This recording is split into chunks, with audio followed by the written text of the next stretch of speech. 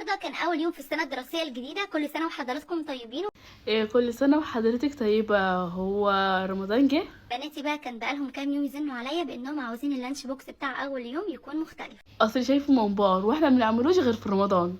فكان عندي بقى ممبار من الغدا بتاع امبارح، وعملت شويه كده من شوربه لسان عصفور.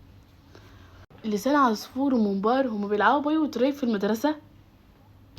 وشويه كمان من السلطه، وحطيت حطيت كده برضو معاهم حتتين لحمه على حتتين لحمه. حتتين لحمة لحتتين لحمة. هما بيعملوا ايه في المدرسة بالظبط؟ كده بقى اللانش بوكس بتاعهم يبقى جاهز. والله المدرسة جاية علينا بخسارة، يعني معروف ان يوم الخميس اللحمة والبسلة مع بعض، ده المعروف يعني. هم حتتين لحمه. علشان يبقوا يتغدوا بيهم هناك. جماعة اللي يعرف ابنها في اي فصل يروح يتغدى معاه. انتوا صدقتوا الكلام اللي انا بقوله ده؟ والنوعيه دي من الفيديوهات لا يا جماعه انا ما بفضلهاش. ده كان غدانا يوم الخميس، وانا عمري طبعا زي ما قلت لكم اعمل حاجه زي كده حتى لو ولادي زنوا عليا، ان لو نفسهم في حاجه ياكلوها في البيت مش قدام اصحابهم. ليه بقى كده؟ ضيعت علينا